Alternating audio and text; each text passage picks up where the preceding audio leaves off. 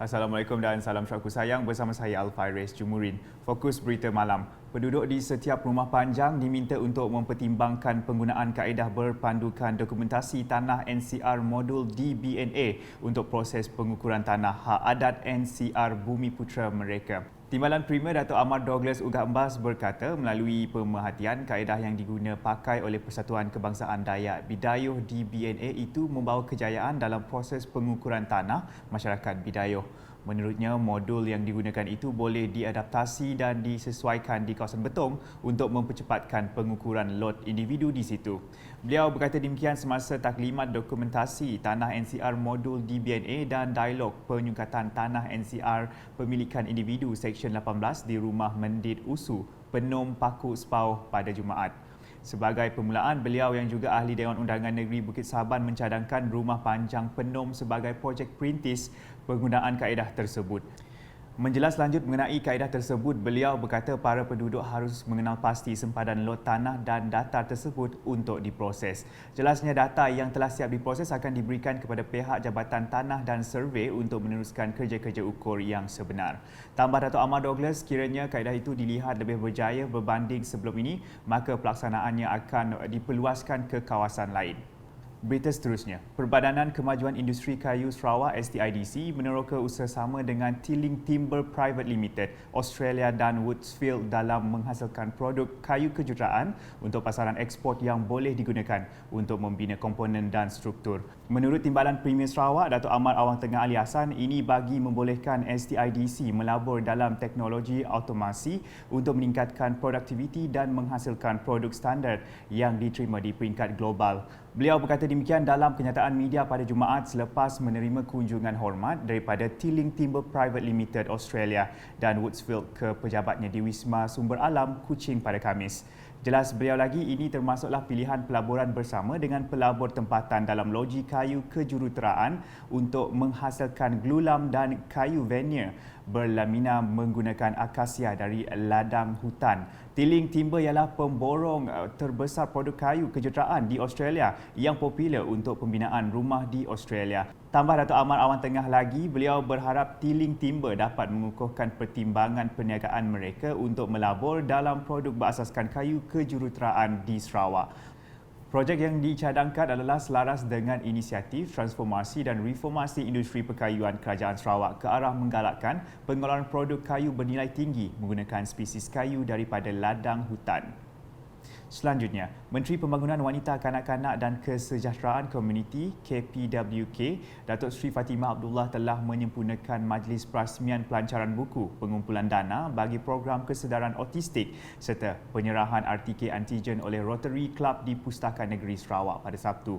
Program anjuran Persatuan Autisma Kuching KAA dengan kerjasama Jabatan Kebajikan Masyarakat Sarawak JKMS itu bertujuan memberi kesedaran kepada masyarakat mengenai penerimaan terhadap individu autistik yang perlu diberi peluang untuk menikmati kehidupan seperti individu normal yang lain. Jelasnya terdapat banyak individu autistik yang berbakat dan pihak di kementeriannya ingin mencungkil dan membangunkan bakat serta potensi mereka sepenuhnya. Katanya adalah tanggungjawab serta kerjasama sebagai agensi kerajaan, swasta dan badan bukan kerajaan NGO untuk bersama-sama membantu dalam pembangunan anak-anak autistik ini. Dalam majlis sama, Datuk Seri Fatimah turut mengucapkan tahniah kepada KAA di atas anugerah pertubuhan cemerlang membolehkan persatuan itu menerima cek bernilai RM10,000 pada 8 Mac lalu. Selain itu, turut dilancarkan buku berjudul The Broken Tajau daripada penulis Victoria Xiao Weia yang mempunyai adik-beradik autistik sebagai tanda simpati terhadap keluarga individu autistik dan memahami perjuangan serta kesukaran yang mereka lalui setiap hari. Ke perkembangan berikutnya, Menteri Utiliti dan Telekomunikasi Sarawak, Datuk Julaihi Narawi telah mengadakan lawatan mengejut ke tapak projek naik taraf bekalan air di Jalan Batu Kawah Matang, berhampiran kawasan perumahan Taman Harmoni yang menempatkan 800 buah rumah. Lawatan itu bertujuan melihat sendiri perkembangan projek serta mengambil tindakan terhadap aduan daripada orang ramai berkenaan projek itu. Menurut Datuk Julaihi, projek itu dipercayai menyebabkan kerosakan ke atas permukaan jalan sekaligus menyukarkan orang awam untuk melalui kawasan yang merupakan jalan utama penduduk di perumahan sekitar. Sehubungan itu, beliau telah mengarahkan pihak lembaga air Kuching serta kontraktor berkaitan untuk membaik pulih jalan tersebut dengan segera serta mengambil tindakan sewajarnya bagi mengatasi masalah yang dihadapi. Beliau berkata demikian kepada media selepas lawatan kerja itu pada Jumaat. Seterusnya, Dato' Julaihi bersama rombongan turut melawat tapak tangki aras tinggi dan stesen pam penggalak Samariang. Projek bekalan air Jalan Batu Kawah Matang dilaksanakan bagi menambah baik tekanan air di sekitar kawasan Matang dan Rampangi. Manakala di Miri, Gagasan Anak Dayak Sarawak GADS akan kembali mengadakan Bazar Gawai Dayak GDB pada tahun ini bertempat di Parkir Permai Jaya Mall Miri dari 2 Mei hingga 21 Mei 2022. Timbalan Menteri Infrastruktur dan Pembangunan Pelabuhan Datuk Majang Renggi berkata usaha dan inisiatif ini memberi konsep baharu menjelang sambutan perayaan Gawai Dayak pada tahun ini. Seiring dengan perkembangan dan peredaran masa, aktiviti dan sambutan Gawai Dayak turut terkesan.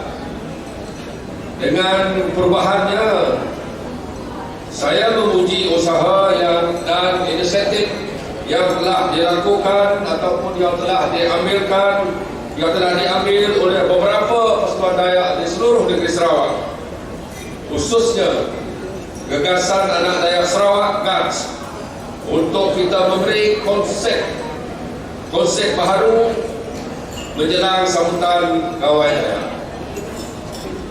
Saya juga amat menyambut baik akan penerapan elemen dan nilai ekonomi menerusi mewujudkan Gawai Dayak besar seumpama ini.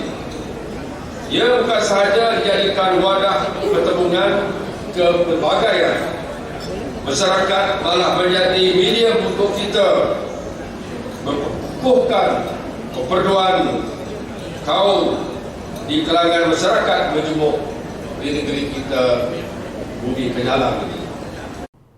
Ahli Dewan Undangan Negeri Samalaju itu berkata demikian semasa berucap mewakili Timbalan Primi Sarawak, Dato' Ahmad Douglas Ugambas dalam Majlis Prapelancaran Bazar Gawai Dayak di Hotel Merits Miri pada Jumaat.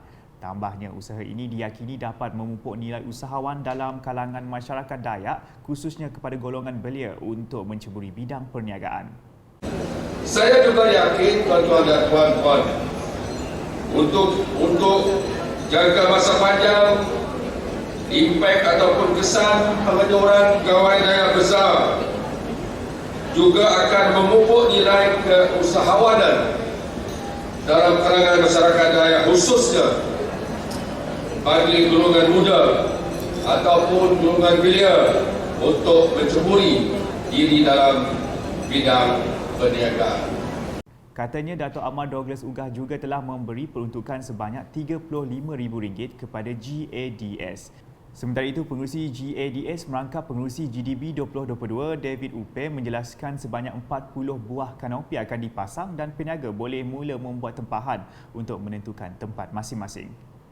Di Sibu pula, seramai 118 asnaf di bahagian Sibu menerima bantuan tabung Baitul Mal Sarawak TBS pada tahun 2022 dengan peruntukan sebanyak RM223,000. Jumlah itu meningkat berbanding 910 asnaf yang menerimanya pada 2021 dengan peruntukan sebanyak RM1.25 juta. Menurut Pengurus Besar TBS Dato' Abang Muhammad Shibli Abang Muhammad Naili, pihaknya menganggarkan seramai 158 fakir di Sibu menerima bantuan pada bulan Ramadan yang dipilih berdasarkan kepada penilaian asas-asas syariah. Kalau di bahagian Sibu dalam tahun 2021 kita telah mengeluarkan sejumlah 1.25 juta yang dimanfaatkan oleh 910 orang kalau bahagian Sibu lah.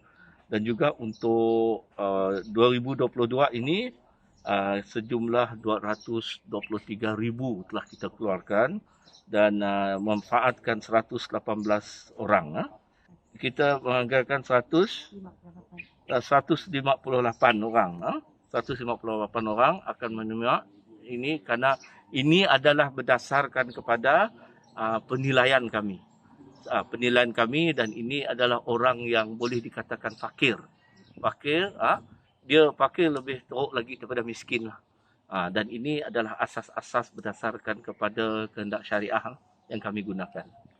Beliau berkata demikian kepada media selepas program ziarah penerima bantuan TBS pada Jumaat. Dalam program tersebut, TBS telah menyantuni 3 buah keluarga sekitar Sibu di Kampung Sentosa Salim, Kampung Bahagia Jaya dan Rumah Kedai Bougainvillea bersempena dengan program Kasih Ramadan 2022. Pada sebelah petang, Datuk Abang Muhammad Shibli telah merasmikan majlis iftar perdana bersama asnaf tabung Baitul Mal Sarawak bertempat di Dewan Kompleks Islam Sarawak Sibu. Dalam ucapannya, beliau menyeru orang ramai agar terus menyokong dan memberi kerjasama kepada TBS agar pihaknya dapat terus melaksanakan peranan membantu golongan asnaf. Jadi saya bagi pihak pengurusan tabung Baitul Mal Sarawak harap teruskan dengan sokongan, kerjasama dan bantuan kepada pihak kami supaya pihak kami akan dapat melaksanakan peranan khusus kami untuk memastikan kesejahteraan kepada mereka yang asnaf. Dan dengan lafaz Bismillahirrahmanirrahim, saya dengan hati untuk ikhlas memastikan program Kasih Ramadan itu.